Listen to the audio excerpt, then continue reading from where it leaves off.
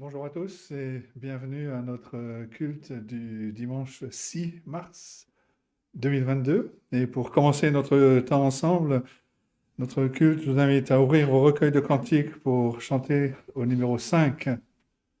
Cantique numéro 5. L'Éternel seul est Seigneur, seul il est dominateur sur les peuples de la terre. Cantique numéro 5.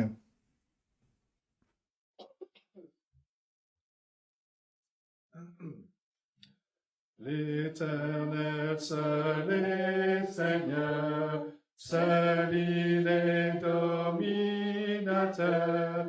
seul il est dominateur sur les peuples de la terre.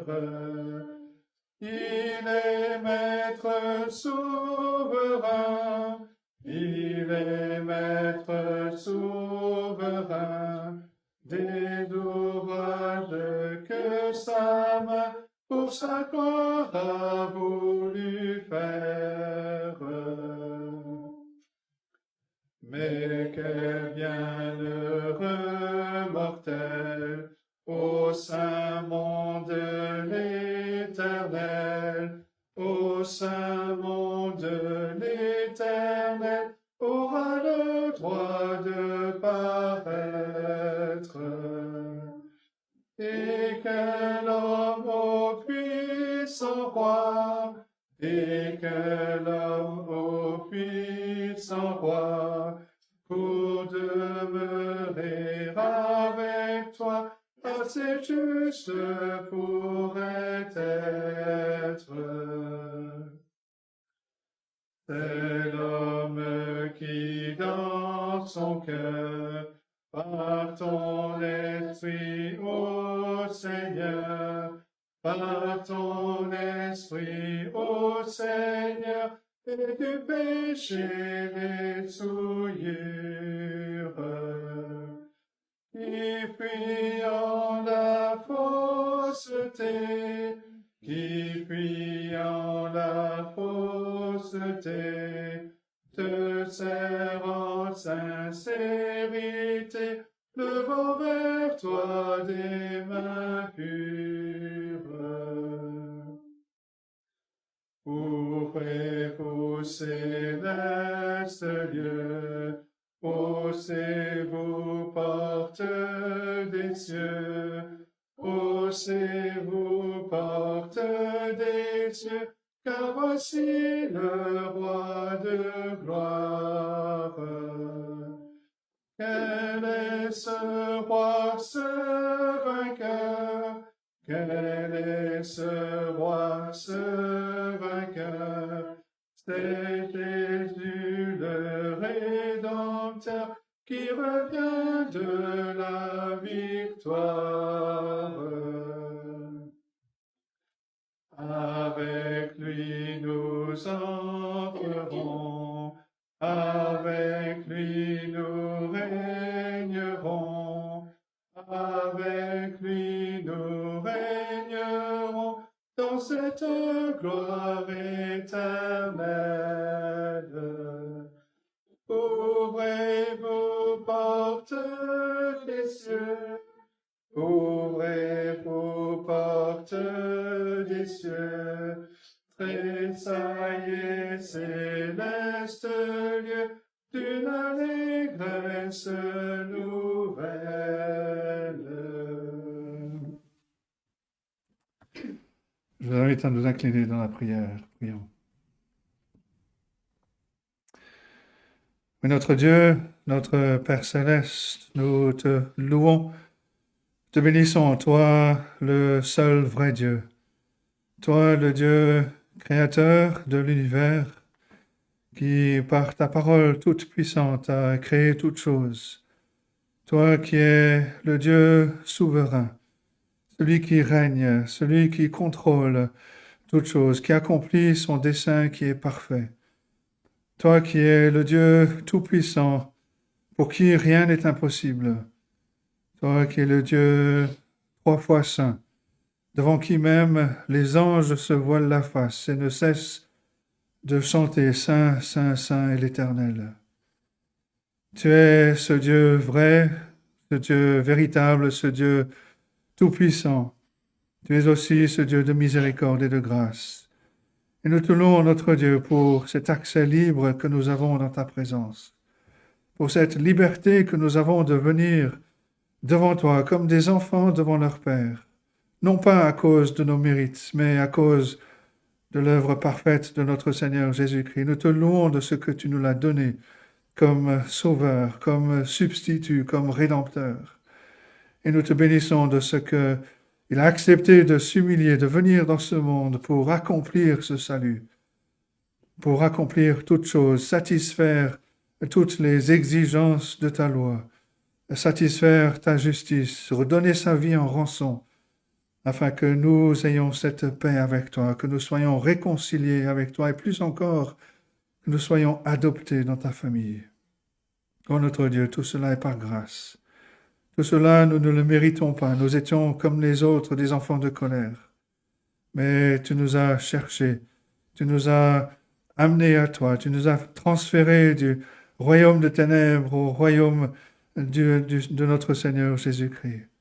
Et nous te louons pour cette grâce, pour cette œuvre que tu as commencée en nous. Et nous savons que tu vas la mener à la perfection pour le jour de Jésus-Christ, pour ce jour où il viendra chercher son peuple et avec lui nous entrerons dans cette gloire éternelle. Nous te louons, notre Dieu, pour cette espérance glorieuse et pour tous les bienfaits que tu nous accordes déjà ici-bas. Te louons pour ces occasions comme ce matin où nous pouvons nous retrouver pour te chanter, pour te louer, pour méditer ta parole. Et nous te bénissons pour cette liberté que nous avons de le faire. Nous sommes conscients, notre Dieu, que c'est un privilège que nous avons de pouvoir le faire, même si nous sommes en petit nombre, mais nous savons que tu es avec ton peuple, quel que soit le nombre. Nous savons que tu es avec tes enfants, avec ton peuple qui se réunit, avec ton peuple qui parfois se trouve dans des situations isolées. Te prions pour tes enfants qui n'ont pas accès à ce privilège de la communion fraternelle. Te prions de les soutenir en particulier.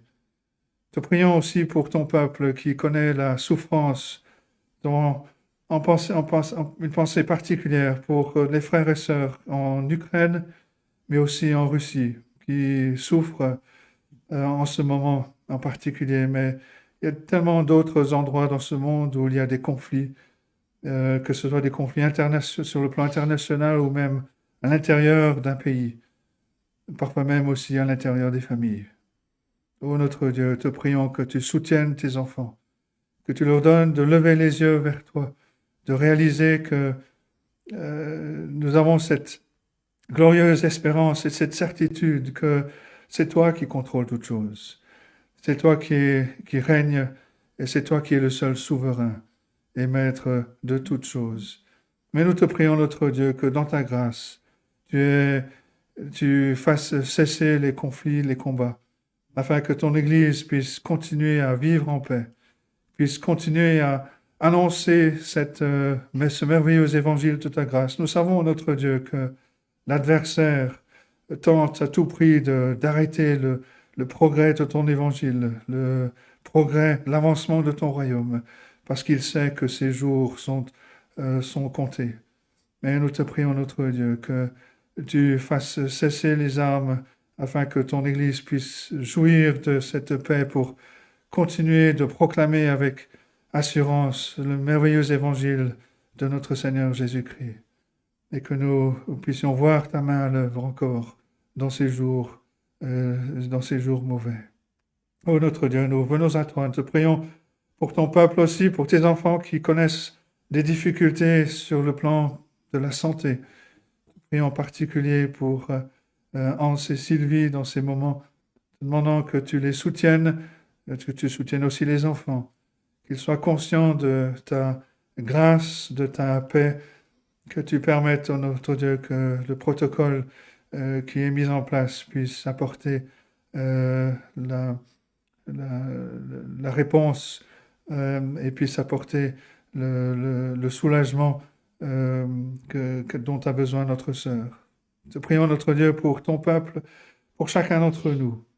te demandant que tu bénisses, que tu nous bénisses pendant ces instants où nous sommes ensemble, que tu bénisses la lecture de ta parole, la méditation, la proclamation de ta parole, que tu parles aussi à nos cœurs au travers des cantiques que nous allons chanter. Et qu'en toute chose, notre Dieu, nous puissions nous réjouir de ce privilège de faire partie de ton peuple, de savoir que nous sommes tes enfants, que rien ne pourra nous séparer de ton amour, cet amour que tu nous as manifesté en Jésus-Christ. Viens bénir son peuple, viens bien bénir la proclamation de ta parole et glorifie le nom de notre Seigneur Jésus-Christ au milieu de ton peuple, nous te le prions, en son nom précieux. Amen. Et notre première lecture ce matin est dans le livre des psaumes et nous allons lire le psaume 97. Psaume 97 qui commence avec ces paroles « L'Éternel règne ». Un psaume qu'on peut diviser en 3 parties. On voit tout d'abord que l'Éternel est un roi conquérant.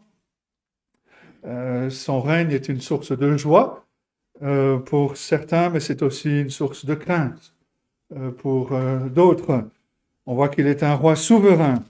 Et sa gloire effraie ceux qui le haïssent. Et par contre, sa gloire réjouit aussi ceux qui l'aiment. Et on voit que Dieu est aussi, l'Éternel est un roi qui est rédempteur, qui défend son peuple et qui soutient ses enfants. Il est donc conquérant, il est souverain et il est rédempteur. Lisons donc ce psaume 97.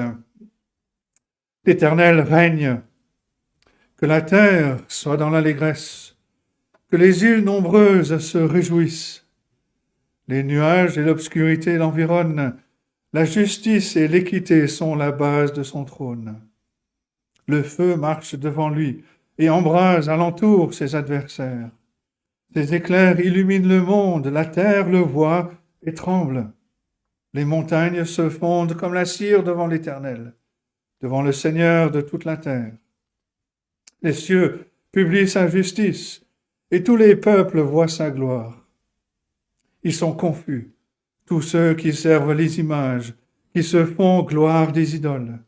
Tous les dieux se prosternent devant lui. Sion l'entend et se réjouit. Les filles de Juda sont dans l'allégresse à cause de tes jugements, ô Éternel. Car toi, Éternel, tu es le Très-Haut sur toute la terre. Tu es souverainement élevé au-dessus de tous les dieux. Vous qui aimez l'Éternel, haïssez le mal. Il garde les âmes de ses fidèles. Il les délivre de la main des méchants. La lumière est semée pour le juste et la joie pour ceux dont le cœur est droit. Juste, réjouissez-vous en l'Éternel et célébrez par vos louanges sa sainteté. Et jusque-là, la parole de Dieu. Je vous invite à ouvrir vos recueils de cantiques pour un deuxième cantique, un cantique que j'ai redonné cette semaine, un cantique qui nous parle de cet émerveillement du croyant. Le cantique 318, « Je ne sais pourquoi dans sa grâce, Jésus m'a tant aimé. Je ne sais comment la lumière éclaire tout mon cœur. Je ne sais quelle est la mesure de joie et de douleur que pour moi, faible créature, réserve mon Sauveur. Je ne sais quand de la victoire, l'heure enfin sonnera. Par contre, mais je sais qu'en lui j'ai la vie. Il m'a sauvé dans son amour et gardé par sa main meurtrie. J'attends l'heure de son retour. » Cantique numéro 318.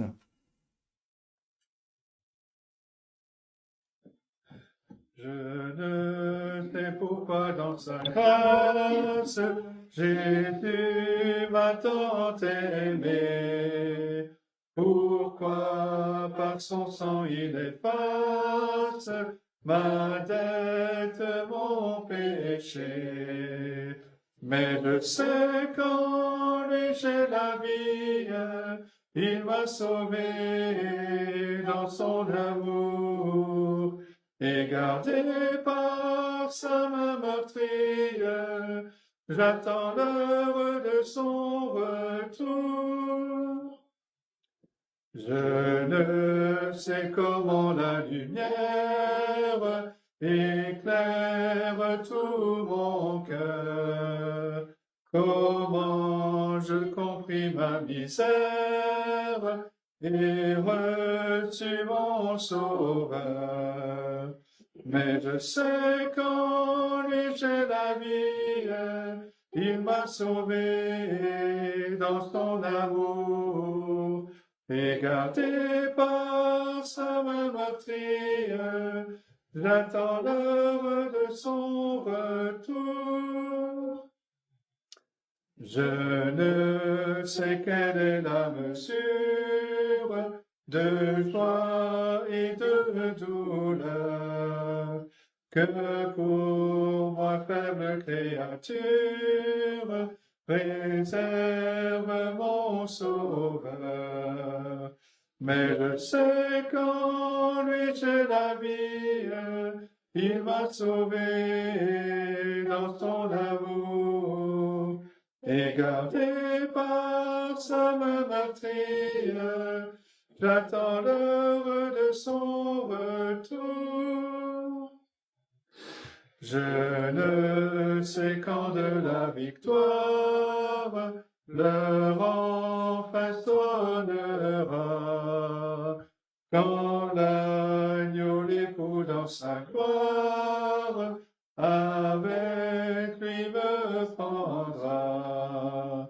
Mais je sais qu'en lui j'ai la vie, il m'a sauvé dans son amour, et gardé par sa main meurtrière, j'attends l'heure de son retour. Notre deuxième lecture est dans le Nouveau Testament, dans la première lettre de Pierre, 1 Pierre, chapitre 1. Nous allons lire les versets 3 à 16. 1 Pierre, chapitre 1, à partir du verset 3. Voici la parole de Dieu.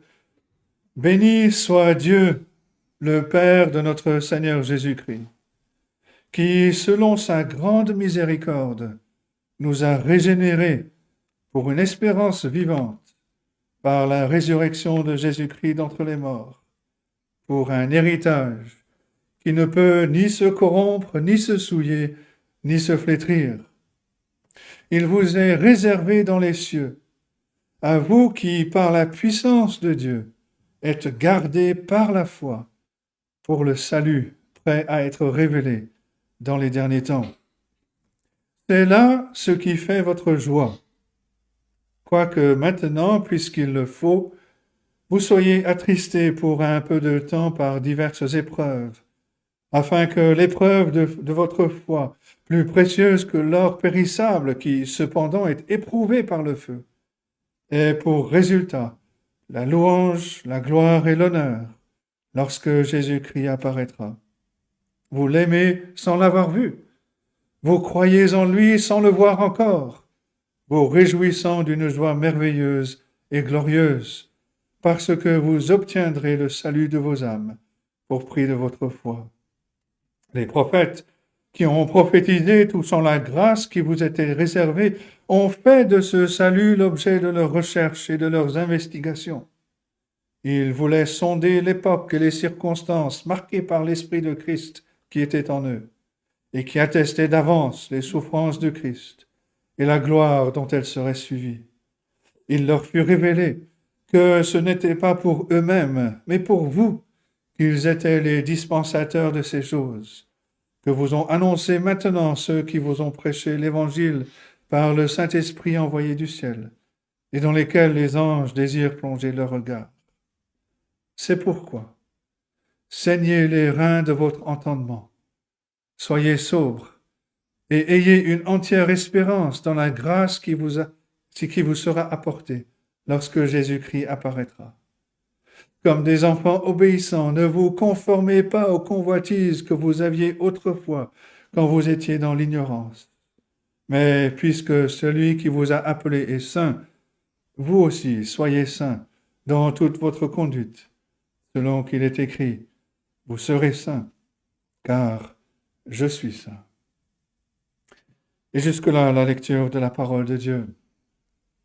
Et avant de nous tourner vers le livre de la Genèse, c'est le message que va nous apporter Jean-Claude, je vous invite à chanter un cantique qui est le numéro 180 dans nos recueils. Cantique numéro 180, divine parole qui soutient ma foi, ta clarté console, viens briller en moi. Cantique numéro 180.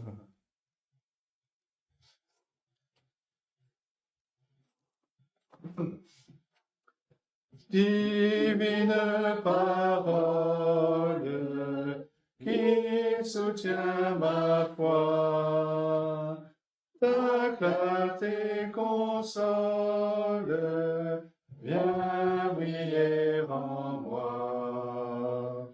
Lorsqu'un voile sombre s'étend sur mon cœur, tu dissipes l'ombre d'un rayon vainqueur.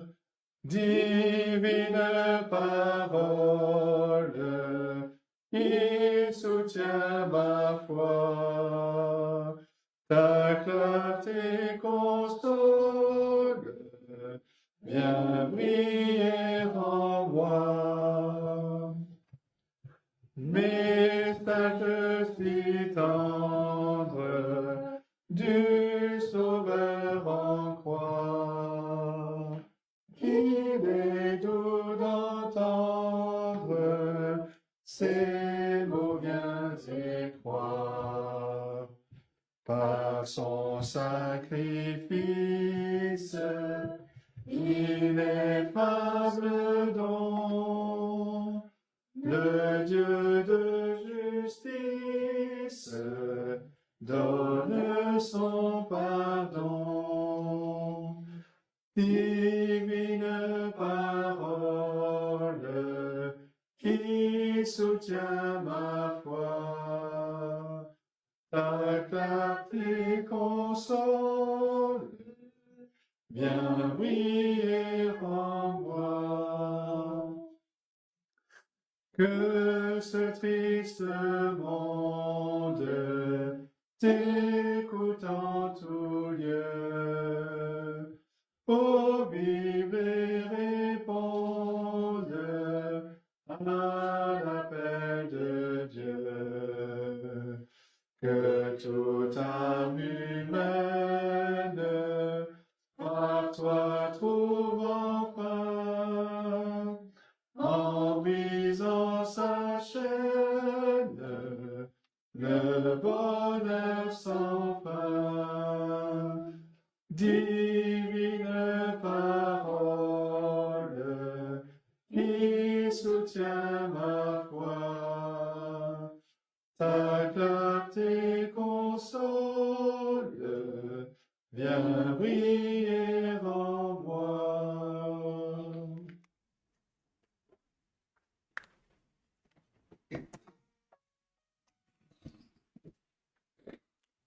Bien, nous allons revenir à la Genèse comme il a été annoncé et nous allons lire une partie du passage que nous allons regarder ce matin. Donc le passage porte sur 32, début du chapitre 32 jusqu'à la fin du chapitre 33. Mais on ne va pas lire tout cela, c'est pour ça que je vous ai demandé de lire en avance. Mais lisons quelques versets.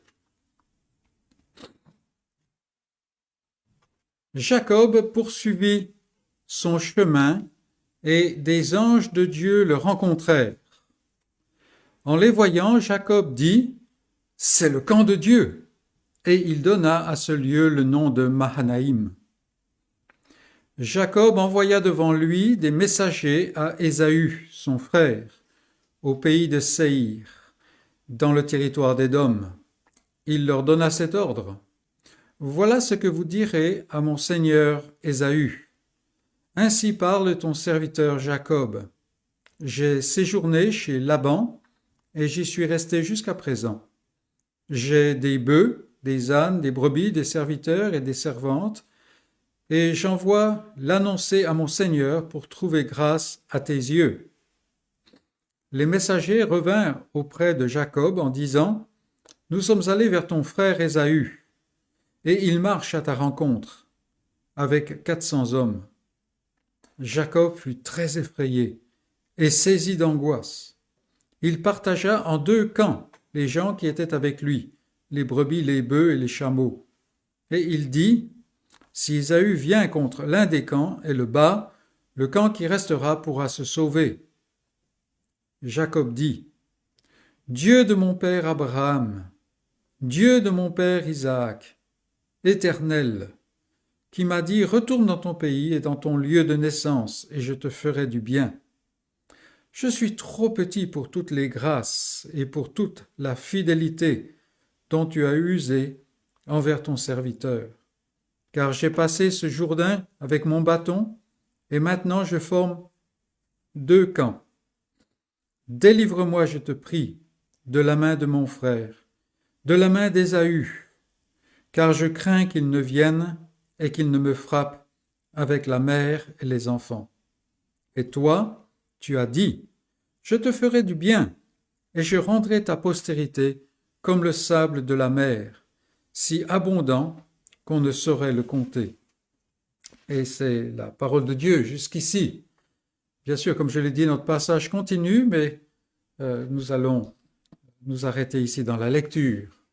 Donc, ce matin, nous regardons un long passage, mais nous le faisons de façon à ne pas nous laisser distraire par les détails. Il y a énormément de détails dans ces passages.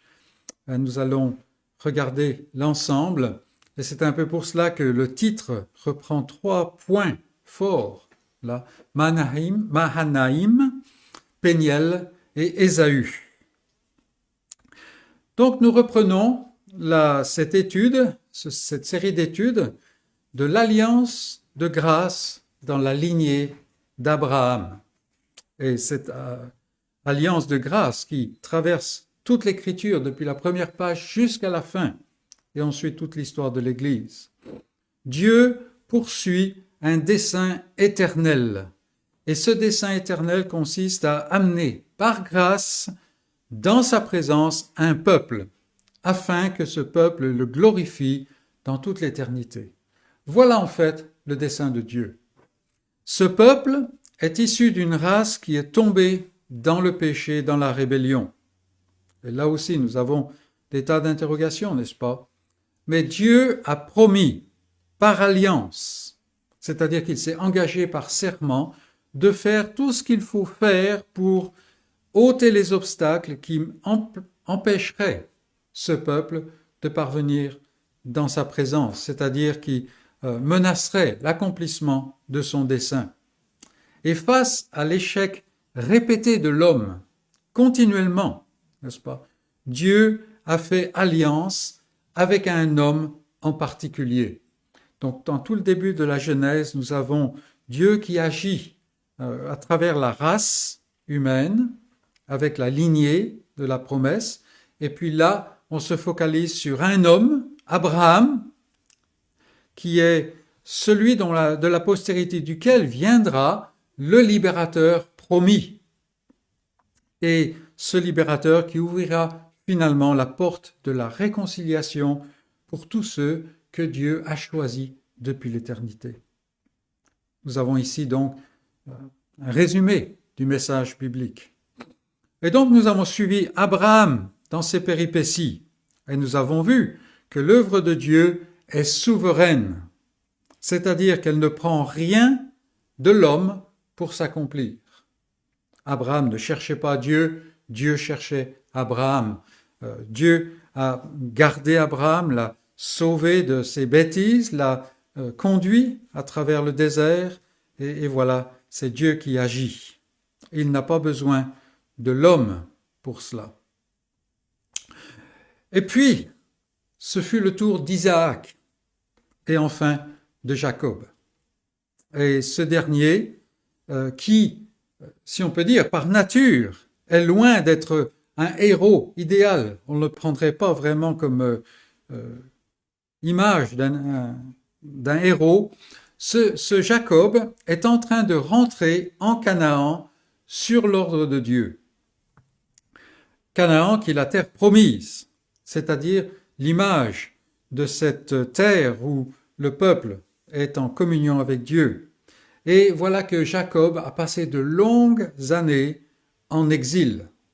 Il a dû fuir, vous vous rappelez, un peu plus de 20 ans auparavant, parce que il s'est saisi par la ruse de ce que Dieu lui avait promis par grâce. Et en fait, ici, on a un résumé de nos vies. Combien de fois nous cherchons à nous saisir de ce que Dieu promet? Nous sommes maintenant à la frontière de Canaan. Jacob a quitté la Syrie. La dernière fois, vous vous rappellerez, il y a eu cette confrontation avec Laban et finalement la porte s'est refermée. Maintenant, Jacob ne peut plus retourner en Syrie, ne peut plus retourner à Padan Aram, mais il va vers Canaan. Il est à la frontière. Avec cette séparation avec Laban, la période de Jacob en Syrie est terminée. Un nouveau chapitre s'ouvre. Canaan est de l'autre côté du torrent Jabbok. Et nous nous trouvons face, ici, à un texte qui est rempli de détails mystérieux, qui suscite beaucoup d'interrogations. Je suis sûr qu'alors que pendant cette semaine, vous avez lu ces 2 chapitres, vous vous êtes dit, mais qu'est-ce qu'on peut en faire? Alors sachez que vous n'êtes pas les premiers ni les derniers. Mais c'est cela. Et en étudiant tout ce passage, nous devons veiller à ne pas laisser les détails obscurcir le message central. Et donc nous allons découper ce texte en 3 parties. Alors que je lisais cette petite portion, je voyais des tas d'avenues qui s'ouvraient par côté comme ça, où on pourrait faire un message pour chaque. Mais finalement, on arriverait à oublier Jacob et puis surtout on oublierait l'Éternel. Donc 3 parties, ça va être assez simple. La première s'intitule bien entendu Mahanaïm. Mahanaïm. Alors c'est un nom un peu bizarre pour nous. Mais vous vous rappellerez que, enfin peut-être, que lors de son départ de Canaan, Jacob avait reçu une vision. La vision d'un escalier, d'une échelle, on dit d'après nos traductions, un escalier qui reliait le ciel et la terre. Et sur cet escalier, sur cette échelle, montaient et descendaient des anges. Bien sûr, c'est une image du fait que Dieu fait quelque chose qui relie et le ciel et la terre, ce qu'aucun homme ne peut faire. Tous les hommes essayent, mais personne ne le peut. Mais Dieu le fait. Et c'était bien entendu une promesse faite à Jacob. Jacob qui était arrivé au bout de lui-même, comme il dit dans notre passage, il est parti avec un bâton. C'est tout ce qu'il avait, comme on dirait, la chemise qu'il avait sur le dos, hein, on dirait aujourd'hui. Voilà, il est parti, il était craintif pour sa vie, il ne savait pas où il allait et tout cela, et c'est là que Dieu le rencontre. Dans sa situation de totale incapacité. Et Dieu montrait par cette vision que dans son alliance, il ouvre une voie par laquelle il fera pour l'homme tout ce qui est nécessaire pour que cet homme paraisse dans sa présence réconcilié, dans la paix.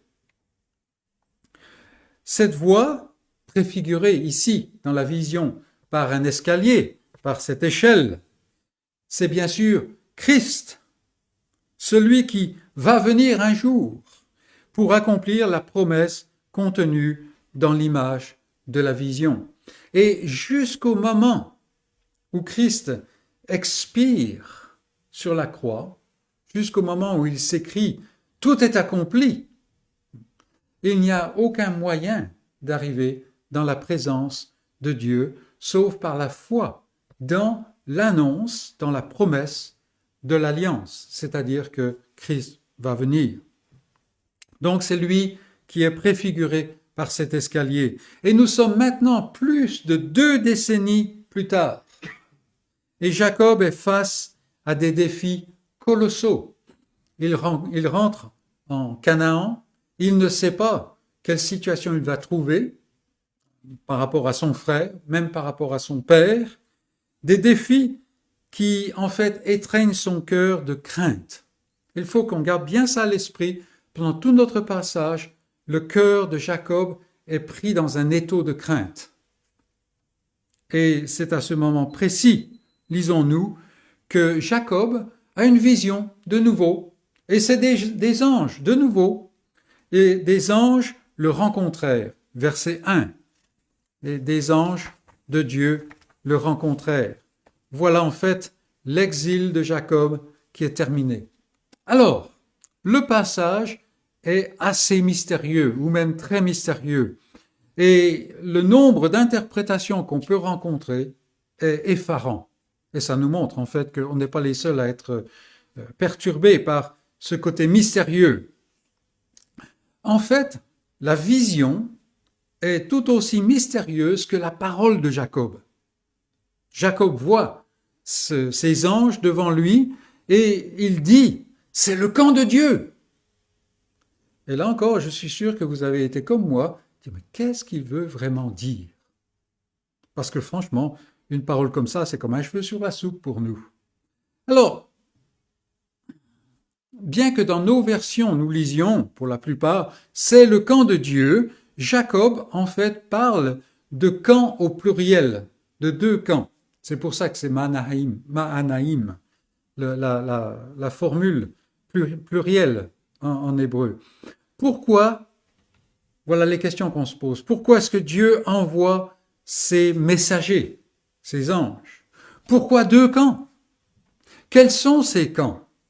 Et de multiples questions se posent, et franchement, il y a eu de multiples réponses qui ont été données, pas toutes très intelligentes. Mais voilà. En fait, cette expression plurielle cherche à communiquer une idée de force, une idée de situation spéciale, une idée de réponse adéquate à la hauteur du besoin. Le terme que Jacob utilise ici n'apparaît qu'à un seul autre endroit dans toute l'Écriture, et c'est dans le Cantique des Cantiques. Et si vous voulez tourner avec moi et trouver ce petit livre, c'est dans le chapitre 7, Cantique des Cantiques. Donc vous trouvez Ésaïe, c'est assez long, c'est juste avant. Cantique des Cantiques, chapitre 7, et verset 1. Et nous lisons, alors là encore c'est mystérieux, « Reviens, reviens, Sulamite, reviens, reviens, afin que nous te regardions. Qu'avez-vous à regarder la Sulamite comme une danse de 2 cœurs ?» Vous allez me dire, ce n'était pas la peine de venir à ce passage-là pour essayer d'expliquer l'autre passage, parce qu'il est presque plus mystérieux que le premier. Mais c'est le seul endroit dans la Bible où ce mot Mahanaïm est répété. Et donc voilà, on a ce passage. Et ici, dans le Cantique des Cantiques, on pourrait traduire que cette Sulamite, c'est comme une compagnie de 2 armées. C'est une autre façon de traduire. Alors la Sulamite, c'est en fait la bien-aimée de cet époux divin, c'est l'Église, c'est le peuple de Dieu, n'est-ce pas? C'est celle qui est très chère au cœur du Sauveur. Et alors, l'utilisation de ce mot nous montre ça, c'est une idée très claire.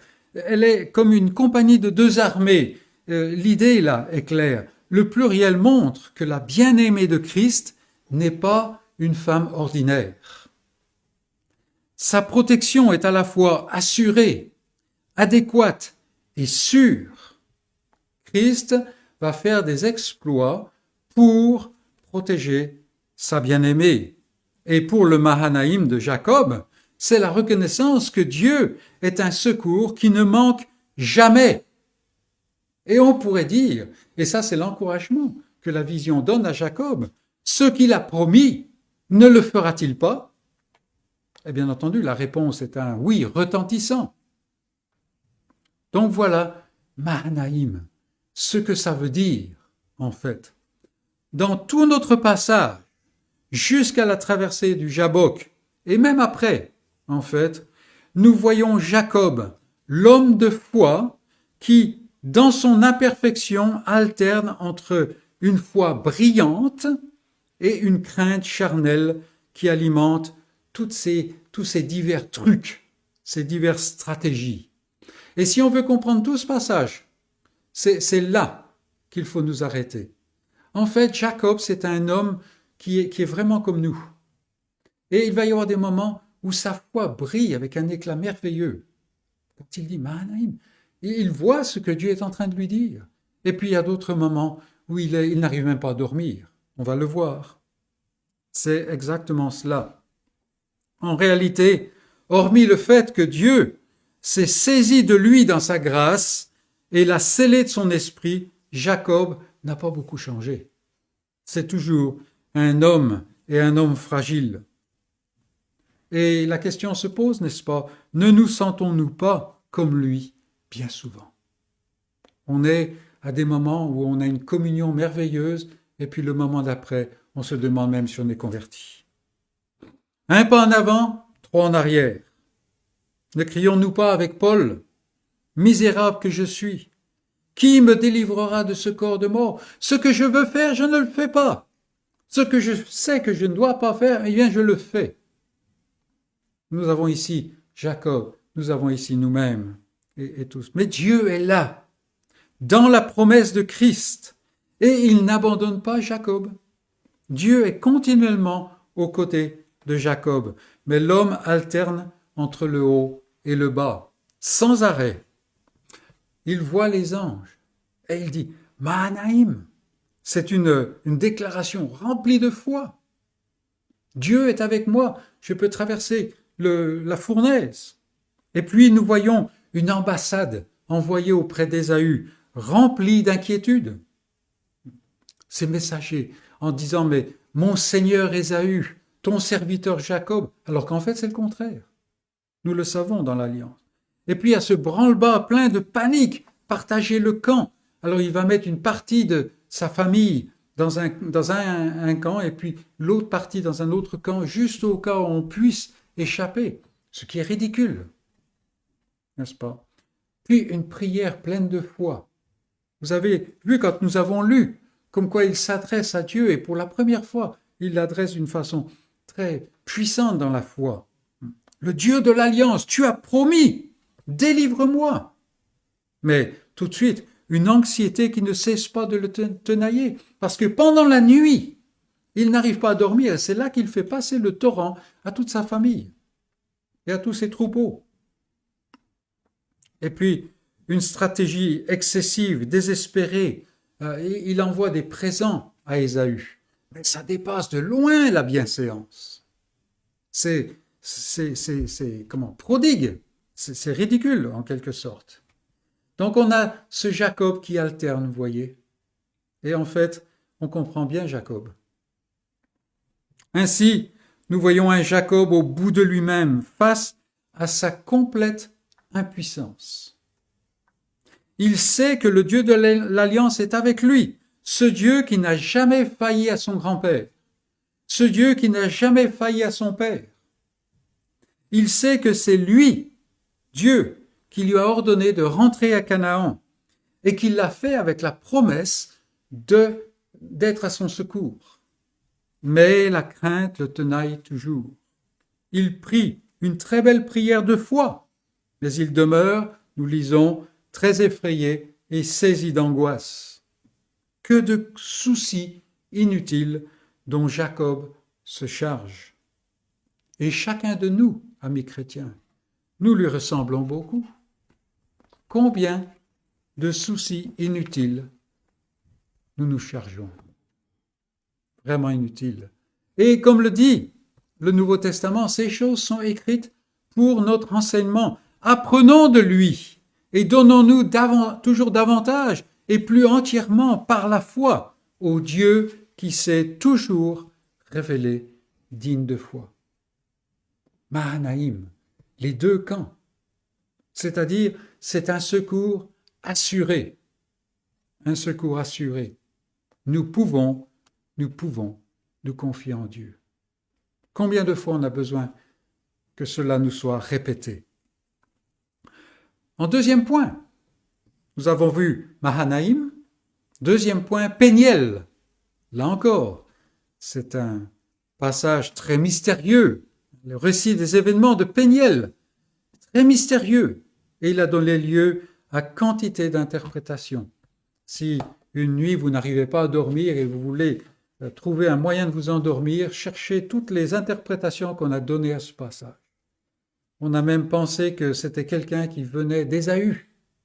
Enfin, ne nous laissons pas perdre pour ça. Si on a besoin de dormir, ça peut être une bonne chose, mais c'est à peu près tout. Beaucoup de questions demeurent toutefois. Est-ce là la conversion de Jacob?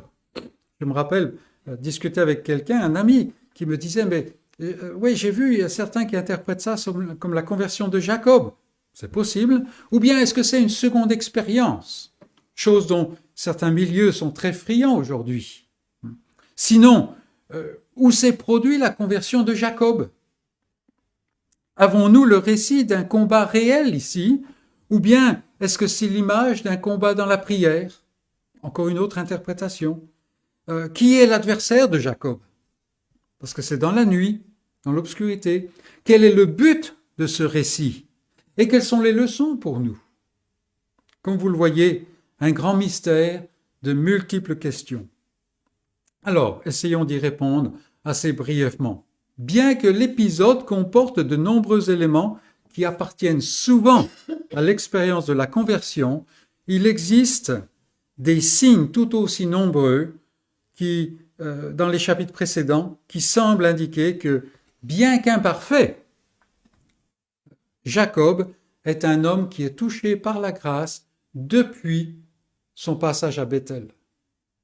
Alors, vous allez me dire, tout le passage à Padan Aram, c'est loin d'être parfait.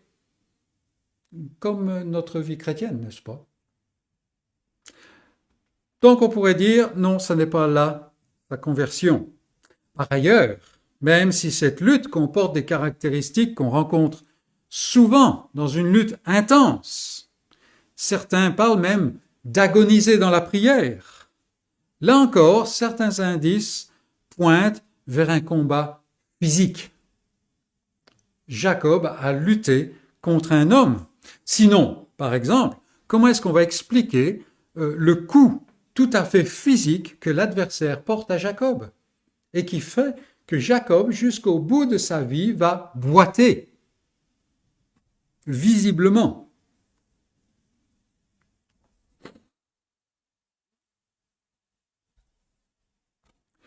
Il est clair, d'après les propos de Jacob et d'après le nom qu'il donne à l'endroit, Péniel, que cet adversaire qu'il rencontre là n'est autre que Dieu lui-même dans la personne de son Fils, une apparition pré-incarnée de Christ.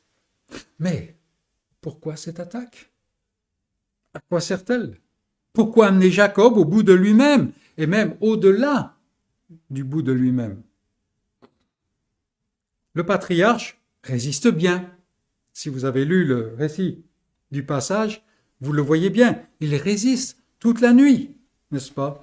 Et il le fait pendant donc longtemps, mais seulement dans la mesure où Dieu le lui permet de résister. Parce que dès que Dieu veut montrer qui il le touche à la hanche. Et Jacob est fini. C'est une réalité technique. J'ai rencontré une fois un lutteur. Alors pas les lutteurs des Jeux Olympiques, ça c'est de l'opérette, n'est-ce pas? Mais un lutteur qui faisait de l'ancienne lutte antique. Et il nous a expliqué que quand on lutte, les anciens lutteurs, la seule chose qu'ils cherchaient à faire, c'est déboîter la hanche de l'adversaire. Parce qu'à partir de ce moment-là, l'adversaire ne peut plus jamais se tenir debout. La seule manière de se tenir debout, c'est en s'accrochant à l'adversaire. Et là, c'est exactement l'image qu'on a ici. exactement, ici. Donc c'est une réalité technique qu'on voit, et ce lutteur dont la hanche a été démise, il n'a d'autre ressource, s'il veut continuer le combat ou même se tenir debout, simplement de s'accrocher à l'autre. Et c'est dans cette capacité de s'accrocher qu'il tient. Il ne tient que par l'autre et par sa détermination à ne pas abandonner. Et c'est là, en fait, cette lutte de Jacob. Que se passe-t-il ici? Que veut dire cet épisode? C'est du mystère. En fait, en une nuit de combat, Dieu fait passer Jacob par le même exercice au travers duquel il guide chacun de ses enfants pendant toute leur vie. Jacob est alors le détenteur de la promesse de l'alliance. C'est lui le patriarche, n'est-ce pas? La promesse lui a été remise avec le droit d'aînesse. Et ce qui se passe pour lui en une nuit prend toute une vie pour le vrai croyant. En fait, c'est cette croissance dans la grâce. Et là, on a ça dans une image condensée, si on pourrait dire. La grande victoire de Jacob n'est pas tant d'avoir lutté que d'avoir tenu bon dans la faiblesse en s'appuyant totalement à la capacité de l'envoyé de Dieu, du Messie. Et c'est exactement la vie du croyant. Toujours. Il ne devient pas meilleur. D'ailleurs, nous allons voir les épisodes suivants avec Jacob. On se demande même, Jacob, mais quand est-ce que vraiment il va fonctionner comme un bon chrétien, si un bon chrétien existe un jour? Non, il ne devient pas meilleur. Mais, et c'est là important, il devient plus totalement dépendant de Dieu. C'est ce que l'auteur aux Hébreux décrit au chapitre 12, quand il montre que Dieu fait passer ses enfants par une discipline, par un entraînement. Rappelons-nous que ce mot discipline a une racine commune avec notre mot gymnase. Ça nous montre un peu ce que ça veut dire. Et quand on est au gymnase, quand on est à la gym, alors c'est pas trop plaisant. Il faut s'exercer. La discipline du Seigneur vise à affermir et à façonner les siens par leur lutte contre leur péché et par leur marche dans l'obéissance. Ça, c'est la vie chrétienne.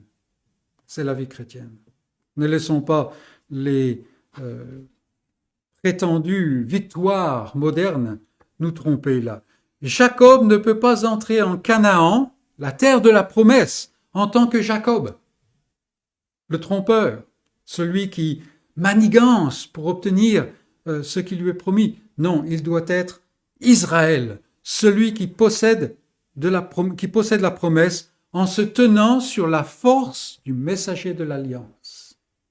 Et c'est cela. Le jour où le croyant se trouvera devant le trône, et on lui dira, mais pourquoi est-ce que tu dois, sur quelle base est-ce que tu peux réclamer l'entrée là? Ça n'est pas, mais j'ai lutté, mais j'ai remporté des victoires. Non, c'est, je me tiens sur celui-là. Celui-là avec un grand C, n'est-ce pas? Non, le messager de l'alliance. Ce n'est pas que Jacob sera parfait désormais, loin de là. Mais c'est plutôt qu'il va vivre le reste de sa vie, même les moments de recul, dans la conscience de son incapacité et sur la puissance de son Rédempteur. C'est pour ça que Jacob nous parle. Il ne peut tenir que par la force et dans la grâce de Dieu. Et il n'y a pas d'autre moyen de se tenir dans la vie chrétienne. C'est ainsi, comme le montre Hébreux 12, qu'il parvient à l'assurance qu'il est fils. Souvent, on va lutter, on va dire, mais est-ce que je suis vraiment chrétien? N'est-ce pas? Alors les autres peuvent nous dire, mais si, quand même. Mais vous ne savez pas ce qui se passe à l'intérieur. Vous ne connaissez pas les doutes, les choses comme ça qui sont indignes d'un croyant, n'est-ce pas? Et c'est cela, on a des doutes. Comment est-ce qu'on va arriver à avoir cette assurance d'être fils, d'être enfant? C'est en s'appuyant sur ce Rédempteur, sur le messager de l'Alliance. C'est en voyant que par nous-mêmes, il n'y a rien. Il n'y a rien. Et on arrive à ce point de ce cantique que nous avons chanté. Je ne sais pas. Il y a des tas de choses que je ne sais pas. Et je me méfie des experts qui savent.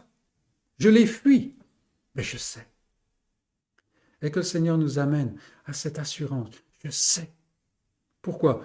Parce qu'à travers tout ça, le Seigneur m'a amené à travers toutes ces difficultés, toutes ces choses-là. Et, comme le dit le psaume 73, n'est-ce pas, où il est comme une brute, il est prêt à se détourner de Dieu.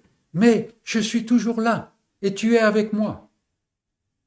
Malgré tout ça, tu ne m'as pas abandonné. C'est exactement le point où est Jacob, c'est exactement le point où il faut en venir pour tout croyant. Cette assurance d'être fils, c'est dans cette discipline, dans cet exercice. Et c'est une image du croyant qui ne tient devant Dieu qu'en s'appuyant sur Christ et en menant la vie de Christ. Et pour savoir cette vie de Christ, il va creuser les Écritures, il va s'imbiber, s'imprégner des Écritures. Cette vie que l'Esprit de Christ a implantée en lui et qu'éclaire sans cesse la parole de Christ. Voilà la vie chrétienne. Ce combat de Jacob, dans l'obscurité, nous fait penser à un autre combat biblique qui s'est produit très longtemps après. Très longtemps après. Et là encore, nous avons une agonie très physique, au point que même la sueur du combattant ressemblait à des grumeaux de sang. Mais dans ce lieu, ce second lieu, celui qui lutte dans sa propre force. Et il le peut, car lui, il est indemne de péché. Il n'est pas un Jacob. Et il remporte la victoire dans l'obéissance. Écoutez-le. Non pas ma volonté, mais que ta volonté soit faite. Exactement ce que l'homme ne peut pas faire par lui-même. Et puis, ce lutteur, il engloutit en lui-même le châtiment. Il met à mort la mort. Il ouvre la porte de la vraie Canaan, du vrai lieu de repos, où on n'a plus besoin des œuvres pour gagner l'accès auprès de Dieu. Et il le fait, celui-là, pour tous ceux qui ont persévéré, tous ceux qui reposent sur sa pleine capacité. C'est le Seigneur Jésus, n'est-ce pas? Il est là à lutter, et c'est cette lutte par laquelle il remporte la victoire. Celui-là, ce grand messager de l'Alliance, il ne boite pas au sortir du combat, mais il porte la marque des clous. Et cette marque des clous apporte la bénédiction. Il fait valoir ce qu'il a vécu, et cela a valeur dans le ciel. Quiconque met la chair à mort en exerçant la force de son esprit traverse le dernier torrent impétueux pour entrer dans la présence même du Dieu de l'Alliance. Et ça, c'est l'image de Péniel. Rien de plus, rien de moins. Et c'est merveilleux, mes amis. Le combat de Jacob, c'est cette image concentrée de la vie normale du croyant. Cela ne donne pas un statut privilégié. Par exemple, quand Jacob pense qu'il peut demander à son adversaire de lui dire son nom, il dit « Mais pourquoi me demandes-tu mon nom? Qui es-tu pour ça?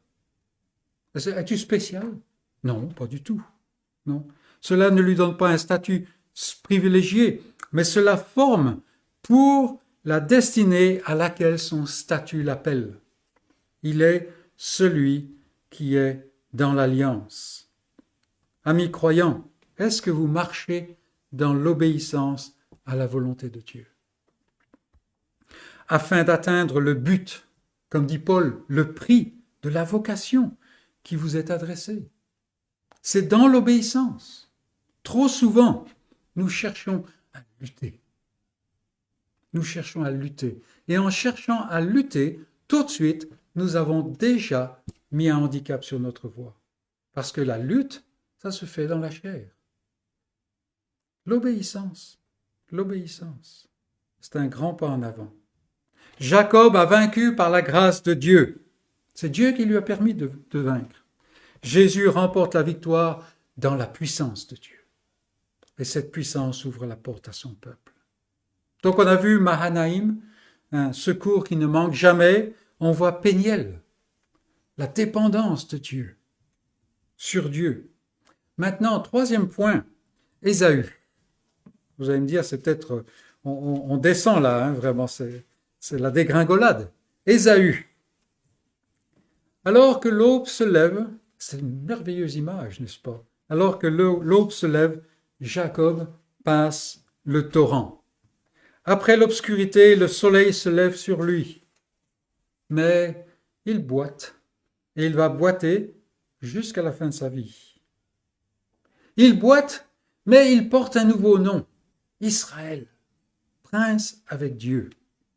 Il rejoint tout son camp, toute sa famille. Mais il y a une différence. Je ne sais pas si vous l'avez remarqué dans votre lecture. Il avait divisé sa famille en plusieurs groupes. Et bien entendu, Rachel, la bien-aimée, venait en dernier. Hein, on protège ce qu'on a le plus cher, n'est-ce pas? Et maintenant, c'est différent. Regardez au début du chapitre 33, verset 3, par exemple.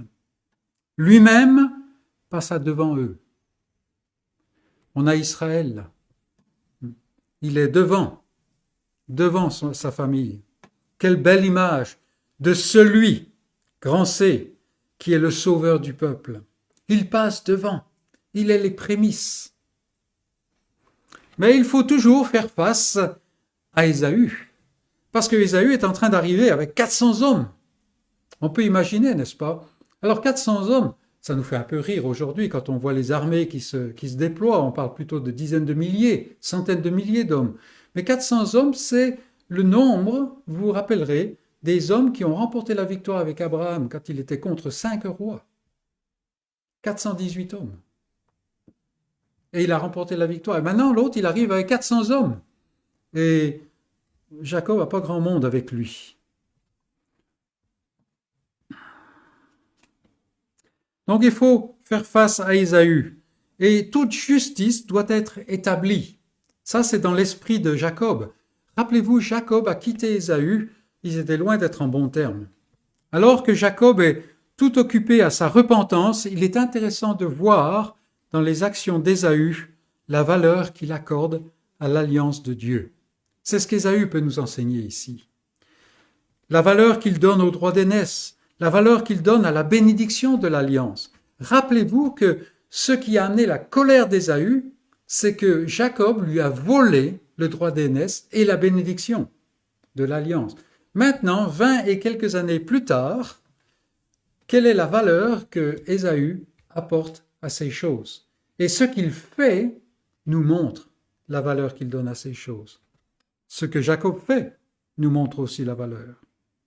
En fait, il n'accorde aucune valeur à ces choses. Absolument aucune. Pour commencer, nous lisons que dès qu'ils sont en présence l'un de l'autre, Ésaü descend de sa monture et il court vers Jacob pour l'embrasser, pour le prendre dans ses bras, comme ça. Or, il est celui qui naguère revendiquait avec l'arme le droit d'aînesse, la bénédiction de l'alliance. Il aurait dû exiger l'allégeance du plus jeune, ainsi que manifester une certaine restreinte. Si je suis la partie lésée, j'attends que l'autre montre quand même sa repentance. J'attends que l'autre me montre qu'il va se mettre sous moi, en quelque sorte, sous ma supériorité. Là, non. Ésaü se précipite comme s'il n'y a pas eu de passé, comme s'il n'y a pas eu d'hier.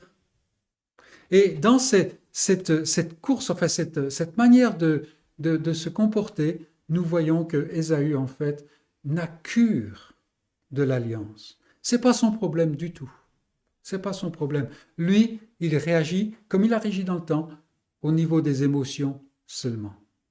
Il est content de revoir son frère. Alors, on a oublié les autres choses. 20 années, pensez, on ne va pas garder ces choses comme ça. Non, Ésaü, l'homme du monde, regarde toutes ces choses comme communes, sans aucune valeur, une simple passade d'autrefois, Pourquoi s'embarrasser de toutes ces vieilles histoires? Maintenant, on va avancer ensemble, on va essayer de faire des affaires, n'est-ce pas? Et ainsi de suite. En revanche, Jacob se conduit d'une manière bizarre, si on peut dire. En fait, il va au-delà de ce qui est exigé pour essayer de montrer à Ésaü qu'il regrette ce qu'il a fait dans le passé. Ça, c'est une conscience qui est éveillée. Il est le vrai détenteur de l'alliance. Dieu le lui a repromis, promis et repromis, n'est-ce pas? Et il est celui qui entretient une vraie relation avec Dieu. Et il démontre cela parce que quand il est conscient de la richesse de l'alliance. Et donc, il est conscient de son péché quand il a manigancé pour se saisir de l'alliance. Vous voyez, c'est ce que sa lutte avec Dieu lui a appris. Ce n'est pas ainsi que la bénédiction vient. La bénédiction vient en étant dépendant de Dieu. La crainte aiguë qu'il a éprouvée jusqu'à la nuit précédente face à Ésaü, eh bien, cela indique quelle est l'importance pour lui de ce que Dieu lui a donné. Parce que il imagine que Ésaü est encore en colère contre lui 20 années après. Pourquoi? Parce qu'il lui a piqué un trésor. Il lui a piqué ce qu'il y a de plus précieux au monde. Vous voyez? Mais pour Ésaü, il a même oublié la chose. Et nous avons ici une image du monde. Une image du monde. Non, il a conscience de la vraie valeur de ce que Dieu donne dans l'alliance. C'est le plus grand trésor de la terre. Qu'en est-il de vous? La promesse de Dieu, les promesses de Dieu, qui sont toutes sûres en Christ, sont-elles plus que tout ce qu'il y a au monde? Ou y a-t-il encore des choses qu'on voudrait bien garder aussi en plus? Ou bien l'allégeance enthousiaste et enflammée des premiers jours a-t-elle été remplacée par une sorte de rationalisation qui mène à être quelque peu désabusée face à la grâce? Oui, il y a la grâce, mais quand même, il y a aussi d'autres choses. Il faut être sérieux, il faut être équilibré, on dira. Toutes ces choses qui semblent tellement justes qu'elles sont fausses. Le monde a-t-il repris ses droits dans votre cœur, croyant? Même si l'état d'Ésaü, homme profane, n'est pas le vôtre, veillez à ce que son esprit ne vous habite pas. Pour Ésaü, il est temps de passer à autre chose, d'oublier le passé. Le croyant, lui, est différent. Rien d'autre n'a d'importance. On lui ôte la vie, il est dans l'alliance. Dieu lui demande de vivre et les douleurs viennent avec l'âge, il est dans l'alliance. Il est dans l'alliance. Et s'il a le désir d'être avec Christ, de partir, c'est pour être avec Christ, le messager de l'alliance, n'est-ce pas?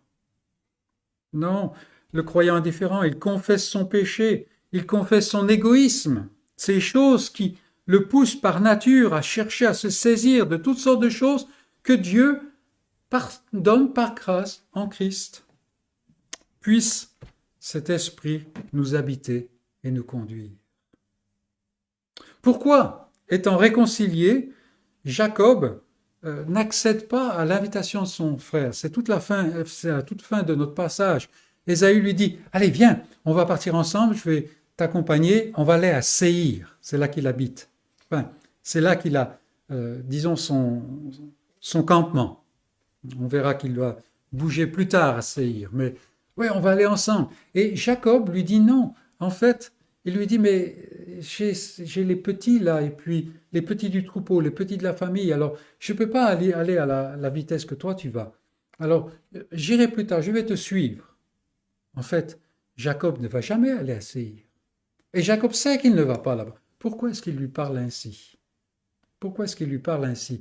En fait, c'est demi-vérité. C'est même pas une demi-vérité, c'est quelque chose de très diplomatique, n'est-ce pas? Pourquoi? Eh bien parce que Israël est toujours Jacob.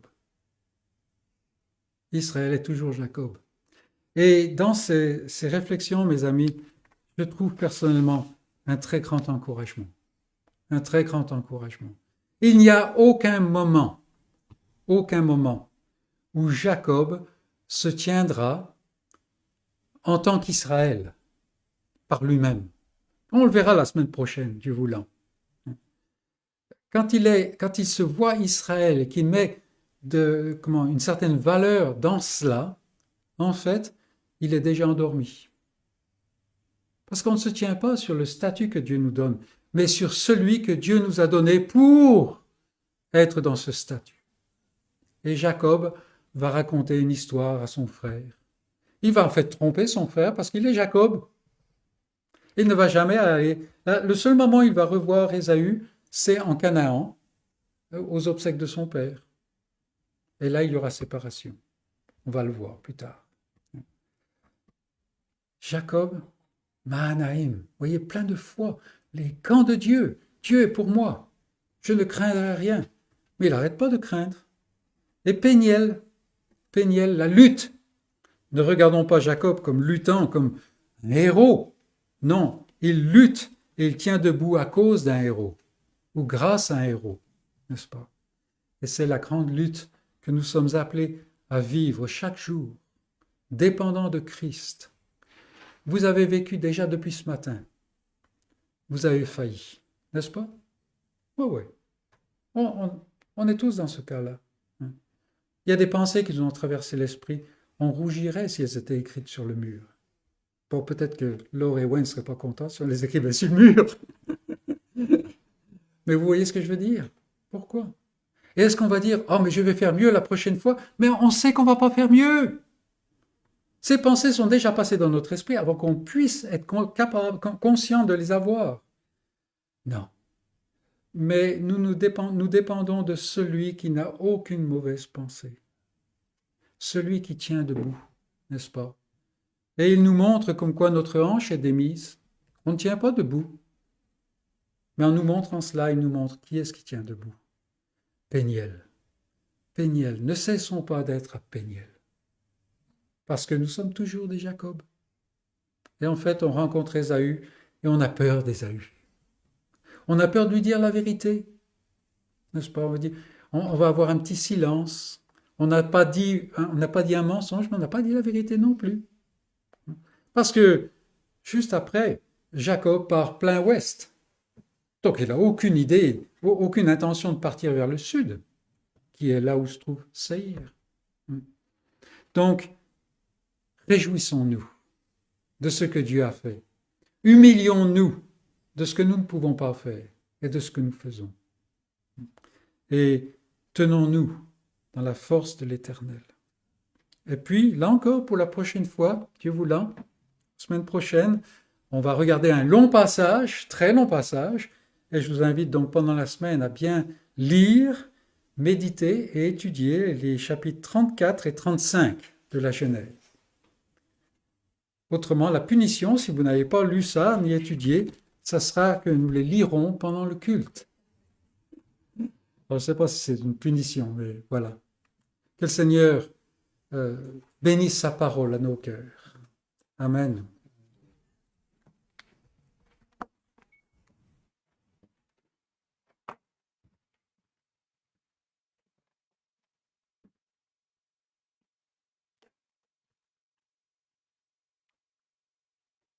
Je vous invite à ouvrir vos recueils de cantiques pour chanter au numéro 339.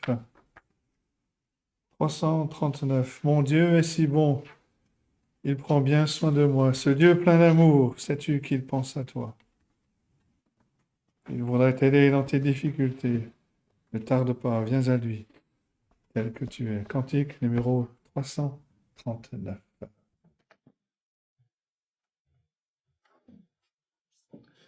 Mon Dieu est si bon, il prend bien soin de moi. Ce Dieu plein d'amour, sais-tu qu'il pense à toi? Il voudrait t'aider dans tes difficultés.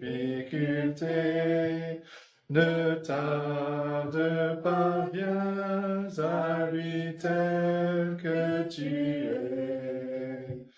Dieu sait si bien ce qui te semble lourd, qui te fait mal, te trouble chaque jour. Il connaît tes chagrins, ta peur du lendemain. Il veut que tout concourt à notre bien. Il vit à jamais, c'est un Dieu tout-puissant. Il te répondra, viens à lui simplement. Quand tout semble noir, triste et désespéré, sais-tu que là-haut tu n'es pas oublié? Dieu sait si bien ce qui te semble lourd, qui te fait mal, te trouble chaque jour. Il connaît tes chagrins, ta peur du lendemain. Il veut que tout concourt à notre bien. Mon Dieu t'aidera, il conduira tes pas. Si tu veux marcher, appuyé sur son bras, alors ne crains plus, en lui sois affermi.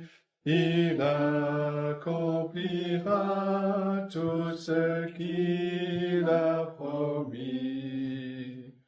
Dieu sait si bien ce qui te semble lourd, qui te fait mal, te trouble chaque jour. Il connaît tes chagrins, la peur du lendemain.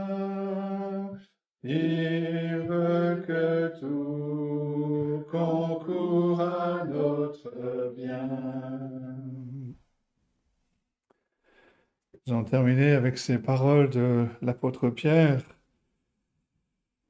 Il écrit ceci: humiliez-vous donc sous la puissante main de Dieu, afin qu'il vous élève au temps convenable. Et déchargez-vous sur lui de tous vos soucis, car lui-même prend soin de vous. Soyez sobres, veillez. Votre adversaire, le diable, rôde comme un lion rugissant, cherchant qui il dévorera. Résistez-lui avec une foi ferme, sachant que les mêmes souffrances sont imposées à vos frères dans le monde. Le Dieu de toute grâce, qui vous a appelé en Jésus-Christ à sa gloire éternelle, après que vous aurez souffert un peu de temps, vous perfectionnera lui-même, vous affermira, vous fortifiera et vous rendra inébranlable. À lui soit la puissance au siècle des siècles. Amen. Notre culte est terminé. Bon dimanche et bonne semaine à tous.